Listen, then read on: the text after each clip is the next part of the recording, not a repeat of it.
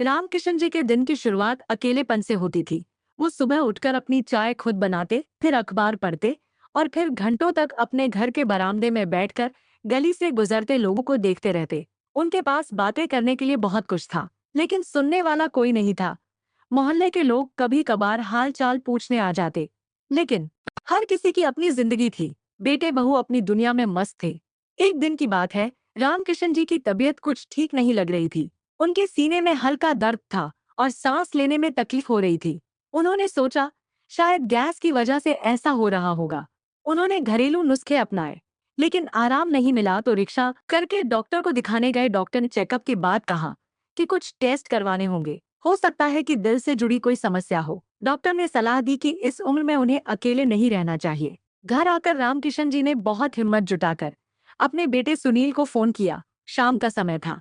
वो जानते थे कि सुनील शायद ऑफिस से निकल चुका होगा। फोन की घंटी बजती रही, पर फोन नहीं उठाया। रामकिशन जी ने 10 मिनट रुककर फिर से कोशिश की। इस बार फोन उठ गया। दूसरी तरफ से सुनील की आवाज आई, जिसमें स्पष्ट रूप से झुंझलाहट थी। उसने बिना हाल चाल पूछे सीधे कहा, हाँ पापा बोलिए, क्या बात है? मैंने आपको कितनी बार कहा है कि ऑफिस के टाइम पर फोन मत किया करो। रामकिशन जी का गला सूख गया। उन्होंने धीमी आवाज में कहा, बेटा अभी तो शाम के 7 बज रहे हैं, मुझे लगा तुम फ्री होंगे।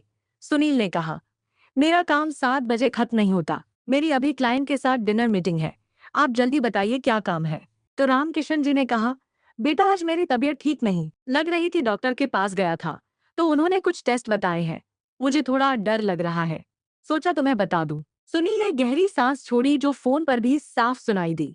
उसने कहा, पापा आप भी ना छोटी छोटी बातों पर घबरा जाते हैं। उम्र हो गई है, थोड़ा बहुत ऊपर नीचे तो लगा ही रहेगा। आप टेस्ट करवा लीजिए और रिपोर्ट मुझे व्हाट्सएप कर दीजिए। मैं यहाँ से किसी अच्छे डॉक्टर को दिखाकर कंसल्ट कर लूंगा। और हाँ, पैसों की चिंता मत कीजिए, मैं अभी अकाउंट में ट्रांसफर कर देता हूँ। आप किसी अच्छे अस्पताल में जाकर दिखा लीजिए। मेरे पास अभी बिल्कुल भी वक्त नहीं है। अगले महीने मेरा प्रमोशन ड्यू है और मुझे बहुत सारे टारगेट्स पूरे करने हैं। आप समझ रहे हैं ना? रामकिशन जी ने बस इतना कहा। हाँ बेटा, मैं समझ रहा हूँ। तू अपना ख्याल रखना, और फोन काट दिया। फोन काटने के बाद रामकिशन जी देर तक मोबाइल को हाथ में लिए बैठे रहे। उन्हें पैसों की जरूरत नहीं थी। उनके पास अपनी पेंशन और बचत के पर्याप्त पैसे थे। उन्हें जरूरत थी अपने बेटे के साथ की। वो चाहते थे कि सुनील बस इतना कह देता कि पापा आप चिंता मत करो, मैं आ रहा हूँ, या कम से कम 2 मिनट तसल्ली से बात तो कर लेता। लेकिन सुनील के लिए उनका दर्द केवल एक मेडिकल इशू था, जिसे पैसों से सुलझाया जा सकता था। उसी रात सुनील ने अपने दोस्तों और क्लिक्स के साथ एक शानदार पार्टी की। वो बहुत खुश था क्योंकि उसे एक बड़ी डील मिल गई थी। पार्टी में उसने हजारों रुपए उड़ा दिए। इधर रामकिशन जी अपने बिस्तर पर लेटे थे, आंखों से आंसू बह रहे थे। उन्होंने सोचा, क्या मैंने उसे ज्यादा प्यार देकर बिगाड़ दिया? क्या मुझे उसे संघर्ष का महत्व समझाना चाहिए था? अगले कुछ दिन रामकिशन जी के लिए बहुत भारी गुजरे। उन्होंने सारे टेस्ट करवाए। रिपोर्ट में आया कि उनके दिल की धमनियों में ब्लॉकेज है और जल्दी सर्जरी की जरूरत पड़ सकती है। ये खबर सुनकर वे और भी ज्यादा अकेले महसूस करने लगे। उन्होंने रिपोर्ट की फोटो खींचकर सुनील को व्हाट्सएप कर दी। 2 दिन तक सुनील का कोई जवाब नहीं आया। तीसरे दिन शाम को सुनील का फोन आया। हाँ पापा, मैंने रिपोर्ट देखी, नॉर्मल है।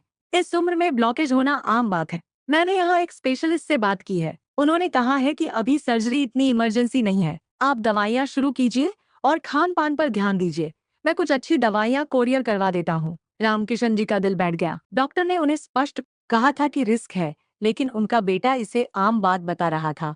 उन्होंने दबी आवाज में कहा, बेटा क्या तुम एक बार भी नहीं आ सकते? मुझे थोड़ा डर लग रहा है अकेले। अगर कुछ हो गया तो यहाँ कोई संभालने वाला भी नहीं है। सुनील ने चिढ़कर कहा।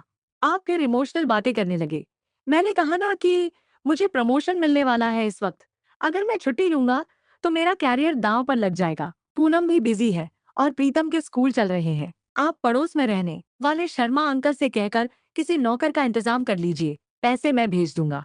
आप बच्चों जैसी जिद मत किया कीजिए। इतना कहकर उसने फोन काट दिया। उस दिन रामकिशन जी को एहसास हुआ कि उनका बेटा अब उनका नहीं रहा।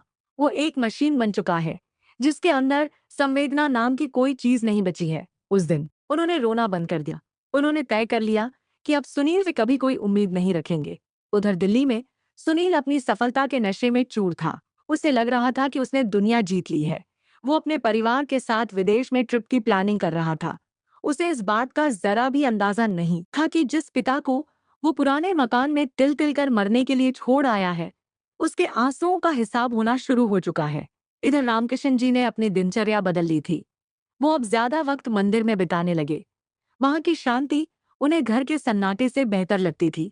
एक दिन मंदिर की सीढ़ियों पर बैठते हुए उन्हें चक्कर आ गया। पास ही खड़े एक व्यक्ति ने उन्हें संभाला। वो व्यक्ति कोई और नहीं बल्कि उनका पुराना छात्र रमेश था। उसकी वहीं कस्बे में एक छोटी सी दुकान थी। उसने तुरंत रामकिशन जी को पानी पिलाया और पूछा, गुरुजी, आप ठीक तो हैं? रामकिशन जी ने कमजोर आंखों से उसे देखा और कहा, हाँ बेटा, बस कमजोरी है। रमेश ने जिद करके उन्हें रिक्शे में बैठाया और खुद उनके साथ उनके घर तक आया। घर की हालत और रामकिशन जी के अकेलेपन को देखकर उसका मन भर आया। उसने पूछा, सुनील भैया नहीं आए आपकी देखभाल करने? तो रामकिशन जी ने नजरें झुका ली और कहा, वो बहुत व्यस्त है बेटा। रमेश समझ गया। उसने कुछ नहीं कहा, लेकिन उस दिन से उसने नियम बना लिया कि वो रोज सुबह शाम रामकिशन जी का हालचाल लेने आएगा। उसका ये निस्वार्थ सेवा भाव रामकिशन जी के जख्मों पर मरहम का काम कर रहा था। उधर सुनील अपनी अमेरिका ट्रिप की पैकिंग में व्यस्त था। उसने अपने पिता को ये बताना भी जरूरी नहीं समझा कि वो देश से बाहर जा रहा है। उसे लगा कि अगर बताया तो पिताजी फिर से अपनी बीमारी का रोना लेकर बैठ जाएंगे। इस तरह सुनील अपनी खुशियों की दुनिया में मगन होकर अपने बुढ़े बाप को भगवान भरोसे छोड़कर विदेश चला गया। लेकिन उसे ये नहीं पता था कि ये विदेश यात्रा उसके जीवन का सबसे भयानक मोड़ साबित होने वाली है। कर्मों का फल कैसे मिलता है, ये अब उसे समझ आने वाला था। इधर रमेश रोज सुबह शाम रामकिशन जी के पास आता और हाल चाल पूछकर जाता। वो देख रहा था कि गुरुजी की तबीयत दिन प्रतिदिन बिगड़ती जा रही है। उनका चेहरा पीला पड़ रहा था। रमेश ने कई बार कहा, चलिए किसी बड़े डॉक्टर को दिखा लाते हैं, लेकिन रामकिशन जी हर बार टाल देते। कहते, बेटा, अभी शरीर को ढोने का मन नहीं करता। जब अपना ही खून पराया हो गया तो इन सांसों का क्या ही मोल। रमेश ने उन्हें समझाया कि आप ऐसा मत सोचिए, भगवान सब देख रहा है। लेकिन रामकिशन जी की निराशा अब उनके जीने की इच्छा पर भारी पड़ने लगी थी। अगले दिन शाम को रमेश रामकिशन जी से मिलने आया तो अंदर का नजारा देखकर उसके हाथ पैर फूल गए, क्योंकि रामकिशन जी जमीन पर गिरे हुए थे। उनका शरीर पसीने से लथपथ था। रमेश ने तुरंत उन्हें संभाला, देखा कि उनकी नब्ज बहुत धीमे चल रही थी। उसने घबराहट में इधर उधर देखा। उसे समझ नहीं आ रहा था कि क्या करे। उसने तुरंत अपनी जेब से फोन निकाला और एम्बुलेंस को बुलाया और उन्हें अस्पताल लेकर गया। रास्ते भर उसने रामकिशन जी का हाथ थामे रखा और बोलता रहा, गुरुजी आंखें खोलिए, हम बस पहुंचने ही वाले हैं, आपको कुछ नहीं होगा। रामकिशन जी की आंखें खुली थी, लेकिन उनमें पहचान खोती जा रही थी। वो बस रमेश को देख रहे थे, जैसे अपने बेटे को ढूंढ रहे हो। अस्पताल पहुंचकर डॉक्टर ने तुरंत उन्हें इमरजेंसी में भर्ती कर लिया। डॉक्टर ने बताया कि इन्हें हार्ट अटैक आया है और तुरंत इलाज शुरू करना होगा। लेकिन जैसा कि प्राइवेट अस्पतालों का नियम होता है, उन्होंने पहले फॉर्म भरने और पैसे जमा करने की बात कही। रिसेप्शन पर बैठी नर्स ने रमेश से पूछा कि पेशेंट के साथ आपका क्या रिश्ता है? रमेश एक पल के लिए ठिठक गया। क्या लिखे, वो ना तो उनका बेटा था और ना ही कोई रिश्तेदार। लेकिन उस पल उसने कलम उठाई और रिश्ते वाले कॉलम में लिखा, बेटा। उसने अपनी जेब से सारे पैसे निकाल कर जमा कर दिए, जो उसने अगले महीने की दुकान के किराए और माल के लिए रखे थे। इधर डॉक्टर ने इलाज शुरू किया तो रमेश ने बहुत बार सुनील को फोन मिलाया, व्हाट्सएप पर वॉइस नोट भी भेजा कि सुनील भाई, आपके पिताजी की तबीयत बहुत खराब है, उन्हें हार्ट अटैक आया है, प्लीज फोन उठाइए। लेकिन उस मैसेज पर सिंगल टिक बनकर रह गया, क्योंकि सुनील तो अपनी दुनिया में मस्त था। उसे इस बात का इल्म भी नहीं था कि उसका पिता जिंदगी और मौत की जंग लड़ रहा है और एक अजनबी लड़का उनका बेटा बनकर खड़ा है। पूरी रात रमेश अस्पताल की बेंच पर बैठा रहा। उसकी आंखों में नींद नहीं थी। वो बस आईसीयू के दरवाजे की तरफ देख रहा था। सुबह होते होते डॉक्टर बाहर आए। उन्होंने रमेश को कहा, अभी वो खतरे से बाहर है, लेकिन उन्हें कम से कम 1 हफ्ता अस्पताल में रहना होगा। ये सुनकर रमेश ने राहत की सांस ली। उसकी आंखों में खुशी के आंसू आ गए। अगले 2 दिनों तक रामकिशन जी आईसीयू में ही रहे। जब उन्हें होश आया तो उन्होंने सबसे पहले अपने पास रमेश को पाया।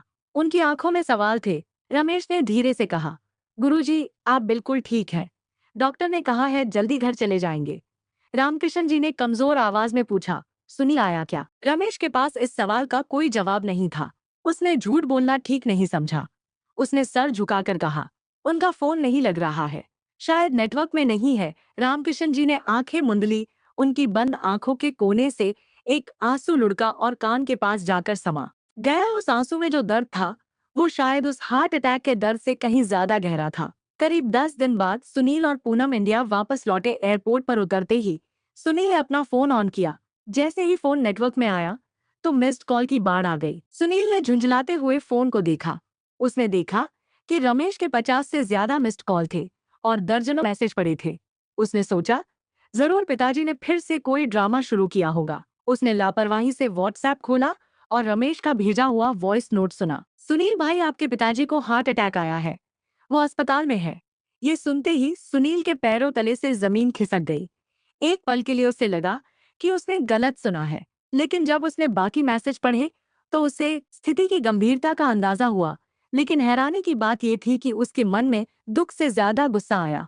उसे गुस्सा इस बात का आया कि उसकी इतनी शानदार ट्रिप का अंत ऐसी बुरी खबर से हुआ। उसने पूनम को बताया कि पापा अस्पताल में है तो पूनम ने भी मुंह बनाते हुए कहा, ओह, अब हमें गांव जाना पड़ेगा। अभी तो हम थके हुए आए हैं, कल ऑफिस भी ज्वाइन करना है। तो सुनील ने कहा, जाना तो पड़ेगा वरना रिश्तेदार बातें बनाएंगे, समाज में नाक कट जाएगी। सुनील ने उसी वक्त गांव के लिए कैब बुक की। अस्पताल पहुंचे जब सुनील आईसीयू में दाखिल हुआ तो उसने देखा कि उसके पिता बिस्तर पर लेटे हैं और रमेश उनके पास में बैठकर उन्हें सेब खिला रहा है। ये दृश्य देखकर सुनील को अजीब सी ईर्ष्या हुई। उसे लगा कि ये बाहरी लड़का उसके पिता के इतना करीब क्यों है। उसने रमेश को एक रूखी नजर से देखा, जैसे कह रहा हो कि अब मैं आ गया हूँ, तुम जा सकते हो। रमेश ने सुनील को देखकर राहत की सांस ली। उसने खड़े होकर कहा, भैया आप आ गए, डॉक्टर साहब राउंड पर है, अभी आएंगे। सुनील ने रमेश का शुक्रिया अदा करना तो दूर, उससे ढंग से बात भी नहीं की। उसने पिता के पास जाकर औपचारिक ढंग से पूछा कि अब कैसे हैं। रामकिशन जी ने अपनी आंखें खोली और बेटे को देखा। उनकी आंखों में वो चमक नहीं थी जो पहले हुआ करती थी। उन्होंने कोई जवाब नहीं दिया, बस चुपचाप देखते रहे। सुनील को ये चुप्पी चुप गई। उसने सोचा कि मैं इतनी दूर से आया हूँ और ये बात भी नहीं कर रहे। उसने डॉक्टर से मिलने की बात कहकर वहां से निकलना बेहतर समझा। बाहर आकर सुनील ने कुछ नोट निकालकर रमेश की तरफ बढ़ाए। ये लो, तुम्हारे आने जाने का खर्चा और जो भी तुमने किया उसके लिए। रमेश ने उन पैसों को देखा और हाथ जोड़कर कहा, भैया मैंने ये सब पैसों के लिए नहीं किया था। गुरुजी मेरे गुरु भी है और पिता समान भी। उनका कर्ज मैं पैसों से नहीं चुका सकता। आप ये पैसे रखिए और उनका ख्याल रखिए। इतना कहकर रमेश वहां से चला गया। सुनील हाथ में नोट लिए खड़ा रह गया। उसे पहली बार महसूस हुआ कि उसका पैसा हर जगह नहीं चल सकता। उसने डॉक्टर से बात की और तय किया कि जैसे ही पिताजी डिस्चार्ज होंगे वो उन्हें वापस घर छोड़कर दिल्ली लौट जाएगा। उसे लगा कि उसने अपनी जिम्मेदारी निभा दी है। वो आ गया है और बिल भर दिया है। उसके हिसाब से यही जिम सेवा थी। थोड़ी देर बाद डॉक्टर राउंड पर आए तो सुनील तुरंत अपनी जगह से खड़ा हो गया और डॉक्टर के पास आकर बोला, डॉक्टर साहब हम इन्हें डिस्चार्ज कब करा सकते हैं? वो दरअसल मुझे दिल्ली वापस निकलना है, वहाँ बहुत जरूरी मीटिंग है, इसलिए मैं ज्यादा दिन यहाँ रुक नहीं पाऊंगा। डॉक्टर ने चश्मा के ऊपर से सुनील को देखा। उनकी आंखों में एक अजीब सा भाव था। उन्होंने कहा, मिस्टर सुनील, आपके पिता को अभी बहुत आराम और देखभाल की जरूरत है। उन्हें हार्ट अटैक था। अभी कम से कम 3-4 दिन ऑब्जर्वेशन में रखना बेहतर होगा। लेकिन अगर आप घर पर पूरी मेडिकल सुविधा और 24 घंटे नर्स का इंतजाम कर सकते हैं तो हम कल डिस्चार्ज कर सकते हैं। सुनील के चेहरे पर चमक आ गई। उसने तुरंत कहा, हाँ डॉक्टर साहब, पैसों की कोई चिंता नहीं है। आप बेस्ट नर्स का इंतजाम करवा दीजिए, मैं पेमेंट कर दूंगा। बस मुझे कल तक फ्री कर दीजिए। डॉक्टर ने रामकिशन जी की तरफ देखा जो खामोशी से अपने बेटे की हड़बड़ी देख रहे थे। उनकी आंखों में दुख नहीं था बल्कि एक स्वीकारोक्ति थी। उन्होंने मान लिया था कि वो अपने बेटे के लिए अब केवल एक जिम्मेदारी बन गए हैं जिसे वो जल्द से जल्द निपटाना चाहता है। डॉक्टर ने गहरी सांस ली और कहा, ठीक है, कल सुबह हम डिस्चार्ज कर देंगे, लेकिन याद रहे कि उन्हें किसी भी तरह का तनाव नहीं होना चाहिए। सुनील ने मुस्कुराते हुए कहा, अरे डॉक्टर साहब, तनाव किस बात का होगा, मैं आ गया हूँ, सब संभाल लूंगा। अगली सुबह रामकिशन जी को अस्पताल से छुट्टी मिल गई। सुनील ने कार मंगवाई ताकि पिताजी को घर ले जा सके। जब वो अस्पताल से बाहर निकले तो रमेश गेट पर ही खड़ा था। उसके हाथ में कुछ फल थे। सुनील ने उसे देखा तो माथे पर शिकन आ गई। उसे लगा कि ये लड़का फिर से सहानुभूति बटोरने आ गया है। रमेश आगे बढ़ा और उसने रामकिशन जी के पैर छुए। उसने कहा, गुरुजी, अब आप ठीक लग रहे हैं, घर जाकर आराम कीजिए। रामकिशन जी ने उसके सिर पर हाथ रखा। उनका हाथ कांप रहा था लेकिन उसमें आशीर्वाद का भरपूर था। तभी सुनील ने रमेश से कहा, ठीक है, अब हम जा रहे हैं, तुम अपना काम देखो, हमें डिस्टर्ब मत करो। रमेश ने कुछ नहीं कहा, बस पीछे हट गया। कार जब पुराने मोहल्ले की गलियों में दाखिल हुई तो सुनील की नाक सिकुड़ गई। जगह जगह कचरे के ढेर, खुली नालियों की बदबू उसे बर्दाश्त नहीं हो रही थी। उसने ड्राइवर से कहा कि शीशे चढ़ा लो। रामकिशन जी खिड़की से बाहर देख रहे थे। ये गलियां उनकी अपनी थी, यहाँ की धूल में उनकी जवानी गुजरी थी, लेकिन आज उनका बेटा इन गलियों से नफरत करता था। घर के बाहर कार रुकी। सुनील ने उतरकर चारों तरफ देखा। घर की हालत देखकर उसे और गुस्सा आया। दीवारों का प्लास्टर झड़ रहा था और गेट पर जंग लगा हुआ था। घर के अंदर घुसते ही अजीब सी सिलन भरी महक ने उनका स्वागत किया। सुनील ने तुरंत अपनी जेब से रुमाल निकालकर नाक पर रख ली। उसने पूनम को फोन लगाया, जो होटल में रुकी हुई थी। उसने कहा कि पूनम, तुम अभी मत आना, यहाँ बहुत गंदगी है। मैं पापा को सेटल करके आता हूँ। तुम पैकिंग शुरू करो, हम कल सुबह ही निकलेंगे। रामकिशन जी धीरे धीरे चलकर अपने कमरे में गए। वहां सब कुछ वैसा ही था जैसा वो छोड़कर गए थे। बिस्तर पर वही पुरानी चादर और मेज पर रखी उनकी पत्नी की तस्वीर। उन्होंने तस्वीर को देखा और एक फिक्की मुस्कान उनके चेहरे पर आ गई, मानो कह रहे हो कि अच्छा हुआ तुम चली गई। सुनील ने तुरंत एक सफाई वाले को बुलाया और घर की सारी सफाई करवाई। उसने शहर की एक एजेंसी से बात करके एक अटेंडेंट का इंतजाम भी कर दिया था, जो रात में वही रहने वाला था। शाम को जब सब कुछ व्यवस्थित हो गया तो सुनील राम किशन जी के पास आया। उसने कुर्सी खींची और उनके सामने बैठ गया और बोला, देखिए पापा, मैंने सब इंतजाम कर दिया है। ये लड़का अब 24 घंटे आपके पास रहेगा। खाना बनाने वाली बाइक लगा दी है। डॉक्टर का नंबर मैंने स्पीड डायल पर सेट कर दिया है। और हाँ, मैंने आपके अकाउंट में 1 लाख ट्रांसफर कर दिए। अगर कोई इमरजेंसी हो तो इस्तेमाल कर लीजिएगा। रामकिशन जी ने बेटे की तरफ देखा। उन्होंने पहली बार अपनी चुप्पी तोड़ी और कहा, बेटा, तुम कल ही जा रहे हो? तो सुनील ने नजर चुराते हुए कहा, हाँ पापा, क्या करूं, मजबूरी है। ऑफिस में बहुत काम पेंडिंग पड़े हैं। अगर मैं नहीं गया तो मेरी नौकरी पर बात आ जाएगी। और वैसे भी अब आप खतरे से बाहर हैं। यहाँ सारी सुविधाएं तो है ही। रामकिशन जी ने गहरी सांस ली। उन्होंने कहा, हाँ बेटा, तुम सही कह रहे हो, काम जरूरी है। तुम जाओ, मेरी चिंता मत करना। सुनील को लगा कि पिताजी मान गए हैं। उसे अंदर से एक बड़ी राहत महसूस हुई। उस रात घर में एक और घटना घटी, जिसने इस रिश्ते की रही सही डोर को भी कमजोर कर दिया। सुनील अपने पिता के कमरे में अलमारी के पास कुछ ढूंढ रहा था। आवाज सुनकर रामकिशन जी की आंख खुल गई। उन्होंने पूछा कि बेटा, क्या ढूंढ रहे हो? तो सुनील थोड़ा हड़बड़ा गया। उसने कहा, कुछ नहीं पापा, मैं बस घर के कागजात देख रहा था। वो क्या है ना, आपकी तबीयत का कुछ भरोसा नहीं है। खुदा न खास्ता अगर आपको कुछ हो गया तो बाद में बहुत लीगल पचड़े होते हैं। इसलिए मैं सोच, लेकिन कागजी कार्रवाई पूरी रहे तो अच्छा है। रामकिशन जी सन्न रह गए। उन्हें अपने कानों पर विश्वास नहीं हुआ। क्या रिश्तों का गिरना इस हद तक हो सकता है क्या? पैसे की भूख ने इंसानियत को इतना गिरा दिया है? उन्होंने सुनील को देखा, वही सुनील जिसे उन्होंने अपनी छाती से लगाकर सुलाया था। रामकिशन जी का दिल एक बार फिर टूट गया। इस बार आवाज नहीं हुई, लेकिन दर्द पहले से कहीं ज्यादा गहरा था। उन्होंने बहुत शांत आवाज में कहा, बेटा, कागजात अलमारी के सबसे ऊपर वाले लॉकर में है। चाबी वही दराज में रखी है।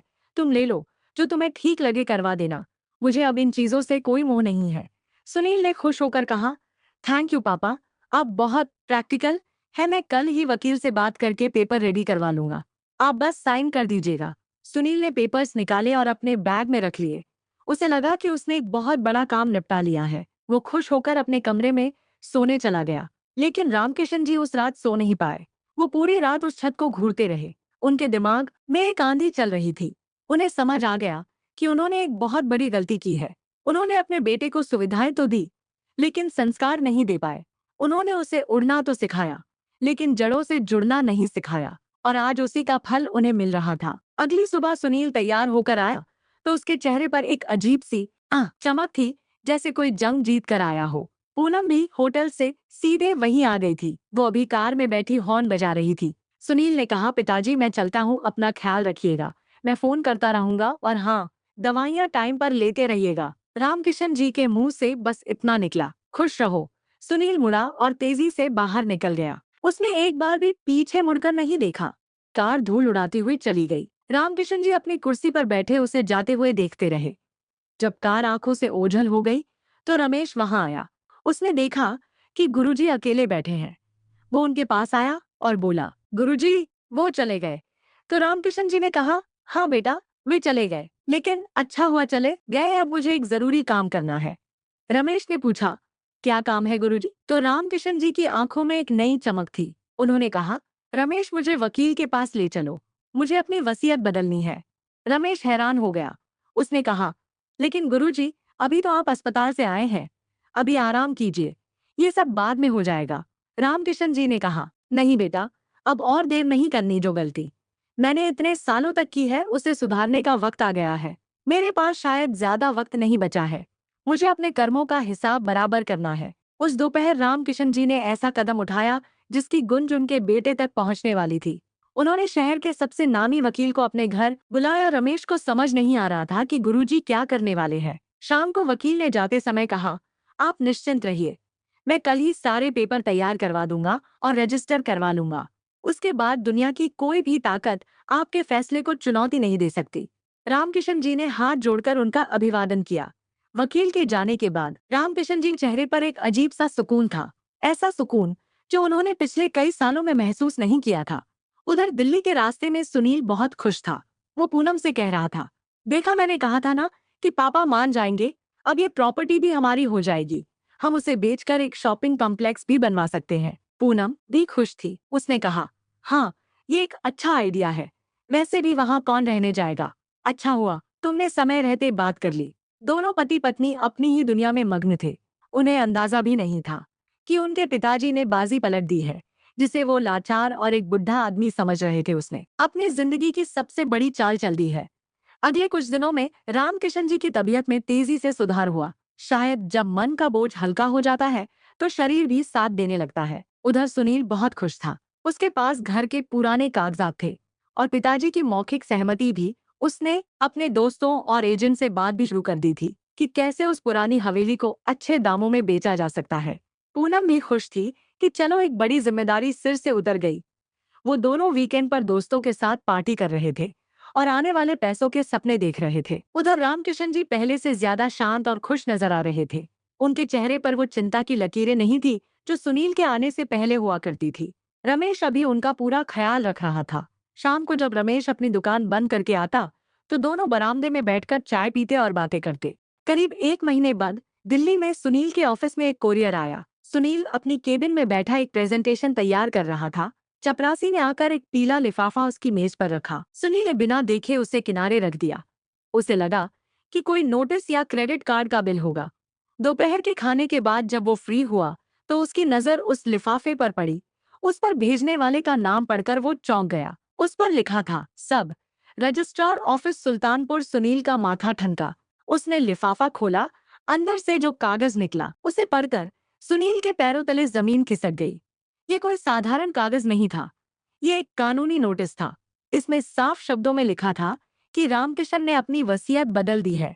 साथ ये भी लिखा था कि सुनील का अब उस मकान या किसी भी संपत्ति पर कोई कानूनी अधिकार नहीं है। नोटिस के नीचे रामकिशन जी के हस्ताक्षर थे और साथ में गवाह के तौर पर रमेश का नाम लिखा था। सुनील को अपनी आंखों पर विश्वास नहीं हुआ।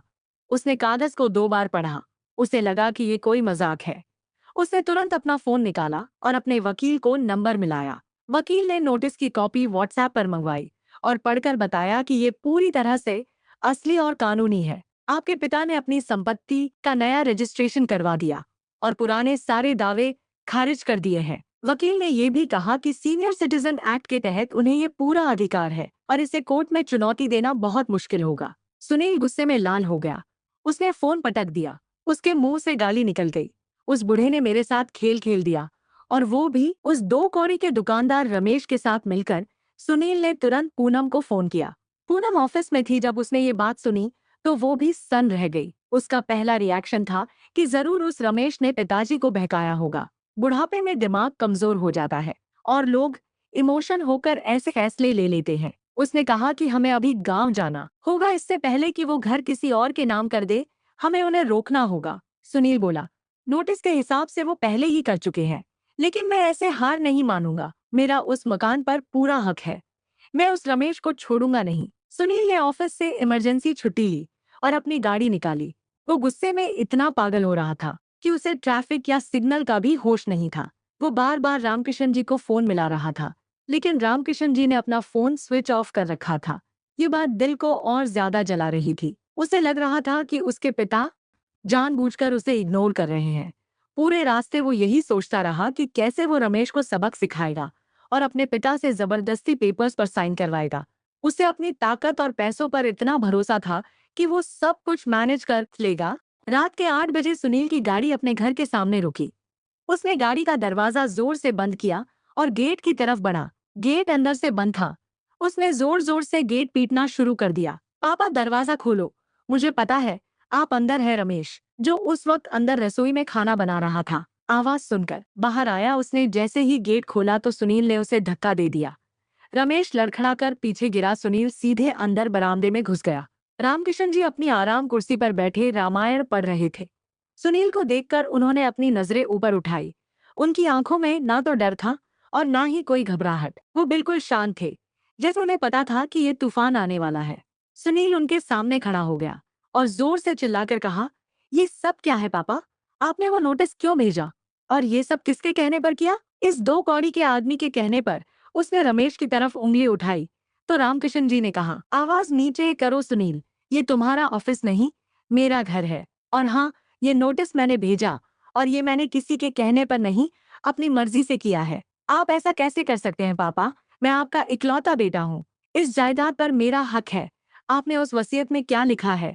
किसके नाम की है प्रॉपर्टी? इस रमेश के नाम। सुनील ने रमेश का कॉलर पकड़ने की कोशिश की, लेकिन रमेश पीछे हट गया। उसने कहा, भैया, मैंने कुछ नहीं किया, ये गुरुजी का फैसला है। रामकिशन जी ने कड़क आवाज में कहा, सुनील, रमेश को हाथ मत लगाना। उसने वही किया जो एक बेटे को करना चाहिए था, जो तुम नहीं कर पाए। सुनील हंसा, एक बहुत ही व्यंग्यात्मक हंसी। अच्छा, तो अब ये दुकानदार आपका बेटा हो गया है। इसने आपकी 2 दिन सेवा क्या कर दी? आप पिघल गए, आपको पता भी है। ये सब नाटक है। ये आपकी जायदाद हड़पने के लिए ये सब कर रहा है और आप इसकी बातों में आ गए। आप प्रैक्टिकल हुई। पापा, दुनिया इमोशन से नहीं चलती। रामकिशन जी खड़े हो गए।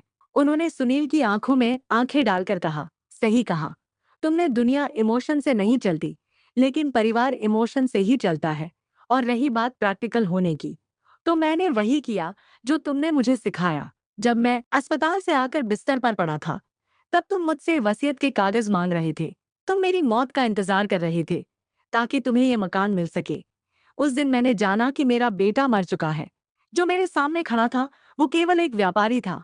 सुनील थोड़ा सकपका गया। उसे उम्मीद नहीं थी कि पिताजी ये बात ऐसे मुंह पर बोल देंगे। उसने बचाव की मुद्रा में कहा, पापा, आप गलत समझ रहे हैं। मैं तो बस फ्यूचर सिक्योर कर रहा था। आपके जाने के बाद चीज उलझा ना जाए, इसलिए कह रहा था। रामकिशन जी ने हाथ उठाकर उसे चुप करा दिया। मेरे जाने के बाद क्या होगा इसकी चिंता तुम मत करो। मैंने अपना इंतजाम कर लिया है। ये घर अब ट्रस्ट के नाम है। मैंने एक ट्रस्ट बनाया है जो इस शहर के गरीब और बेसहारा बुजुर्गों की मदद करेगा। और रमेश उस ट्रस्ट का केयरटेकर है। इस घर में अब ना तुम्हारा हक है और ना ही रमेश का ये घर उन लोगों का होगा जिन्हें अपनों ने ठुकरा दिया है। सुनील को झटका लगा। ट्रस्ट? आपने ये घर दान कर दिया? आप पागल हो गए हैं। पापा, करोड़ों की प्रॉपर्टी है, ये आप इसे ऐसे ही किसी ट्रस्ट को नहीं दे सकते। मैं कोर्ट जाऊंगा। मैं साबित कर दूंगा कि आप मानसिक रूप से ठीक नहीं है। तभी पूनम ने आगे आकर कहा, हाँ पापा जी, ये आप क्या कह रहे हैं? ये हमारे बेटे का हक है। आप अपने पोते का हक कैसे मार सकते हैं? रामकिशन जी ने पूनम की तरफ देखा और कहा, पिछले 5 सालों में प्रीतम ने कितनी बार अपने दादा से बात की है? कितनी बार तुम उसे यहाँ लेकर आए हो? हक रिश्तों से बनता है, खून से नहीं। जब रिश्ते ही नहीं रहे तो हक कैसा? और रही बात कोर्ट जाने की, तो शौक से जाओ। मैंने अपनी मेडिकल रिपोर्ट और मानसिक संस्था का प्रमाण पत्र भी दिया है और रजिस्टर के सामने वीडियो रिकॉर्ड भी हुई है। तुम कुछ नहीं कर पाओगे। सुनील हताश होकर सोफे पर गिर गया। उसे यकीन नहीं हो रहा था कि ये वही पिता है जो हमेशा उसकी हर बात मान लेते हैं, जो उसकी एक आवाज पर दौड़े चले आते थे। आज वो इतने कठोर कैसे हो गए? उसका अहंकार चूर चूर हो रहा था। उसने आखिरी दाव खेला। उसने अपनी आवाज नरम की और कहा, पापा, चलिए, मुझसे गलती हो गई। मैं काम में बिजी था, इसलिए ध्यान नहीं दे पाया। लेकिन इसका मतलब ये तो नहीं कि आप मुझे बेदखल कर देंगे। मैं आपका अपना बेटा हूँ। लोग क्या कहेंगे? समाज में हमारी क्या इज्जत रह जाएगी? रामकिशन जी ने गहरी सांस ली। उनकी आंखों में अब गुस्सा नहीं, बल्कि करुणा थी। उन्होंने कहा, इज्जत तो उसी दिन खत्म हो गई थी जिस दिन एक पिता को अपने बेटे से प्यार की भीख मांगनी पड़ी थी। जिस दिन तुम्हारे पास मेरे लिए 2 मिनट का वक्त नहीं था। तुम कहते हो लोग क्या कहेंगे? लोग तो तब भी कह रहे थे जब मैं यहाँ अकेला तड़प रहा था और तुम विदेश घूम रहे थे। अब मुझे लोगों की परवाह नहीं है, मुझे अपनी सुकून की परवाह है। और मेरा सुकून इस बात में है कि मेरी कमाई हुई दौलत किसी ऐसे के काम आए जिससे उसकी असली कदर हो। सुनील ने गुस्से में कहा, ठीक है, अगर आपको यही लगता है तो ठीक है, लेकिन याद रखना जब आप बीमार पड़ेंगे, आपको पैसों की जरूरत होगी, तो ये ट्रस्ट या ये रमेश काम नहीं आएगा, तब मेरे पास मत आना। रामकिशन जी मुस्कुराए। उन्होंने कहा, उसकी जरूरत नहीं पड़ेगी बेटा। मैंने अपनी पेंशन और बाकी बचत भी ट्रस्ट में डाल दी है। वहां मेरी सेवा भी होगी और सम्मान भी। और वैसे भी जिस बेटे ने अस्पताल में बाप को छोड़कर जाने की जिद्दी की हो, उससे उम्मीद रखना ही बेवकूफी है। सुनील को लगा कि अब यहाँ रुकने का कोई फायदा नहीं है। वो हार चुका था। उसने पूनम का हाथ पकड़ा और कहा, चलो यहाँ से इस आदमी को अपने हाल पर छोड़ दो। इन्हें लगता है कि ये पैसों का दान करके महान बन जाएंगे। चलिए देखते हैं कितने दिन चलता है इनका ये ट्रस्ट। सुनील पैर पटकता हुआ बाहर निकल गया। पूनम ने भी एक बार नफरत भरी निगाहों से घर को देखा और चली गई। गाड़ी स्टार्ट होने की आवाज आई और फिर सन्नाटा छा गया। रामकिशन जी अपनी जगह पर वैसे ही खड़े रहे। रमेश उनके पास आया और बोला, गुरुजी, आप ठीक है? तो रामकिशन जी ने रमेश को देखा। उनकी आंखों से आंसू बह निकले। ये आंसू दुख के नहीं थे, ये उस बोझ के उतर जाने के थे जो वो सालों से ढो रहे थे। उन्होंने कहा, हाँ रमेश, मैं ठीक हूँ। आज मैंने अपने आंसुओं का पहला हिसाब कर दिया, लेकिन असली हिसाब तो अभी बाकी है। सुनील को अभी समझ नहीं आया कि उसने क्या खोया है। उसे लगेगा कि उसने केवल एक मकान खोया है, लेकिन वक्त उसे बताएगा कि उसने क्या खोया है। उधर सुनील को समझ नहीं आ रहा था कि जिस पिता को वो इतना कमजोर समझता था, उसने इतनी मजबूत कानूनी तैयार कैसे कर ली। लेकिन अब वो कुछ नहीं कर सकता था। सबसे बड़ी मुसीबत ये थी कि उसने इस प्रॉपर्टी के भरोसे कई बिजनेस कमिटमेंट कर रखे थे। उसे लगा था कि वहां से मोटा पैसा मिलेगा, जिससे वो अपने कुछ पुराने कर्ज चुका देगा और नई कार की ईएमआई भी भर देगा। अब वो सारा बोझ उसके सिर पर आ गिरा था। कुछ महीने इसी तनाव में बीत गए। उसका पूरा ध्यान प्रॉपर्टी के मसले और पैसों के खींचतान में लगा हुआ था, जिसकी वजह से उसका अपने काम पर से फोकस हट गया। वो ऑफिस में चिड़चिड़ा रहने लगा। अपनी टीम पर बेवजह चिल्लाना उसकी आदत बन गई थी। जिस प्रमोशन की उसे उम्मीद थी, उसे कंपनी ने होल्ड पर डाल दिया था। और फिर एक दिन वो हुआ जिसकी उसने कल्पना भी नहीं की थी। कंपनी का एक ग्लोबल ऑडिट हुआ और उसमें सुनील के डिपार्टमेंट में कई खामियां पाई गई। मैनेजमेंट ने इसे गंभीरता से लिया। अगले दिन सुनील ऑफिस पहुंचा तो उसे एचआर हेड के केबिन में बुलाया गया। वहां का माहौल बहुत सख्त था। एचआर ने उसे एक लिफाफा थमाया। ये टर्मिनेशन लेटर नहीं था, लेकिन उससे भी बुरा था, उसे डिमोट कर दिया गया था और उसकी सैलरी पैकेज आधा कर दिया गया था। साथ ही उसे वार्निंग दी गई कि अगर अगले 3 महीने में उसकी परफॉर्मेंस नहीं सुधरी तो उसे नौकरी से हाथ धोना पड़ेगा। सुनील के लिए ये एक बहुत बड़ा झटका था। उसकी हाई प्रोफाइल मोटी सैलरी पर टिकी थी। अब जब सैलरी आधी हो गई थी तो उसके लिए घर की ईएमआई, बच्चे की फीस का खर्चा उठाना नामुमकिन सा हो गया था। सुनील जब उस शाम घर पहुंचा तो वो पूरी तरह टूट चुका था। उसने पूनम को ये सब बताया तो उसे उम्मीद थी कि पूनम उसे सहारा देगी और कहेगी कि कोई बात नहीं, हम मिलकर संभाल लेंगे। लेकिन पूनम का रिएक्शन बिल्कुल उल्टा था। वो भड़क गई। उसने कहा, तुम इतने लापरवाह कैसे हो सकते हो? तुम्हें पता है कि हमारे खर्चे कितने ज्यादा हैं। अब हम प्रीतम की फीस कैसे भरेंगे? मेरी किटी पार्टी का क्या होगा?